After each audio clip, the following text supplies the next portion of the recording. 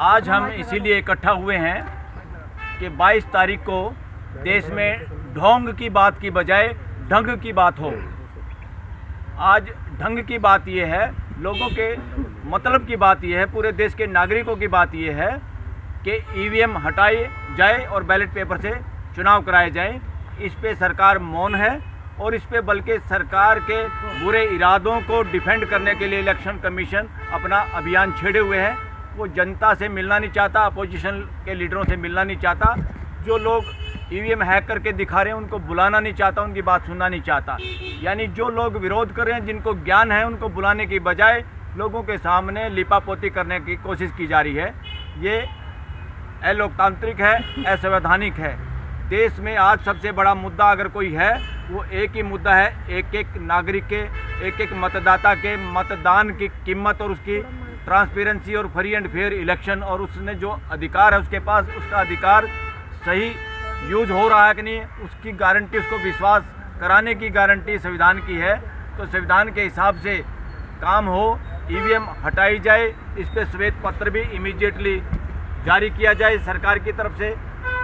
जबकि सरकार इसमें लगातार कोशिश में ये है और अंदर खाने की रिपोर्ट ये है कि किसी भी सूरत में चाहे कुछ भी हो जाए, ये सरकार ईवीएम मशीन हटाने के पक्ष में नहीं है, क्योंकि झूठा माहौल देश में बना के और ईवीएम के सारे इलेक्शन जीतने की पूरी तैयारी है।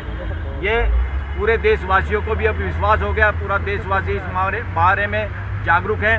अब देश की जनता इतनी जागरूक हो चुकी है कि चाहे जो मर्जी झांसा फैलाए, झांसे में लोग फंसेंगे नहीं। और इस आंदोलन से लाखों लाखों लोगों की मिस कॉल आ रही है। पूरा देश जागरूक है, पूरा देश साथ देने के लिए तैयार है।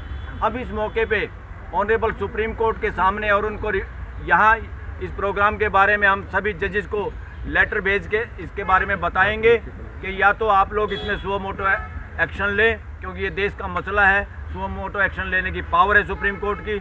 और इलेक्शन कमीशन को बुला के कितनी इलेक्शन वोटिंग मशीन गायब हुई है, कितना धांधली है, कितना वोटों में वोट कास्ट कितनी हुई है और वोट मिली ज़्यादा है, ये क्या गड़बड़ है। वरना तो इलेक्ट्रॉनिक मशीन में अगर काउंटिंग के बारे में हमारे पास छोटा सा भी कंप्यूटर है, मोबाइल है, वो भी काउंटिंग गलत नहीं बताता।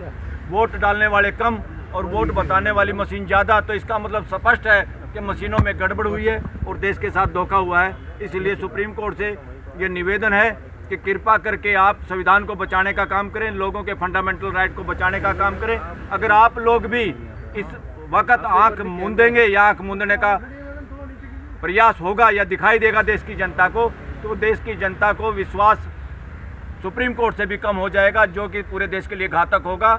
और देश के लोग न केवल अभी अपने इस काम के लिए आंदोलन करेंगे, अगर supreme court, honourable supreme court देश के लोगों का नागरिक अधिकार, फंडामेंटल राइट बचाने में नाकामयाब रही, तो देश के लोग अपनी सुप्रीम कोर्ट को भी घेरने से बाज नहीं आएंगे, क्योंकि उनका अधिकार है ये कि उनकी संवैधानिक संस्थाएं जिनको काम करना देश के लोगों के फंडामेंटल राइट की सुरक्षा करने का, अगर वो लोग नहीं करेंगे तो क्या करेंगे। शांतिपूर्वक प्रदर्शन, शांतिपूर्वक घेराव करके अपना कम से कम इजहार करेंगे कि देश के लोग किस मुद्दे के साथ है, देश के लिए अति महत्वपूर्ण, सबसे महत्वपूर्ण मुद्दा कौन सा है। और आज कम से कम सुप्रीम कोर्ट के ऑनरेबल चीफ जस्टिस को ये बधाई के पात्र भी हैं कि कम से कम उन्होंने दबाव के बावजूद भी सुप्रीम कोर्ट की छुट्टी नहीं की, और ये अच्छी बात की है। वरना बहुत सारे क्वेश्चन उनके खिलाफ भी लोगों के दिमाग में हैं। कम से कम इस मौके पे उन्होंने अपनी स्किन को बचाया है, इसके वो धन्यवाद के पात्र भी हैं। और सुप्रीम कोर्ट में बार बार एक खबर हम पढ़ रहे हैं कि सुप्रीम कोर्ट में अब रिजर्व या SC समाज के 3 जज हो जाएंगे। बड़ी भारी खुशी की बात है। बड़ी भारी खुशी की बात जब होगी जब सही हिस्सेदारी 7 और 8 जज यहाँ पर समाज के होंगे और 85% जज बहुजन समाज के सुप्रीम कोर्ट में होंगे। देश को सच्चा न्याय तभी मिल पाएगा। हर हाई कोर्ट और सुप्रीम कोर्ट में फ्यूचर में जजों का बहुजन समाज के वकील और लोग ऐसे नहीं है कि उनको संविधान नहीं पता, उनको संविधान ज़्यादा पता है और संविधान की सुरक्षा भी उन्हीं को ज़्यादा चाहिए। इसलिए उस मानसिकता के लोग सुप्रीम कोर्ट में आएंगे, ये बहुत ज़रूरी है देश के लिए। धन्यवाद साथियों।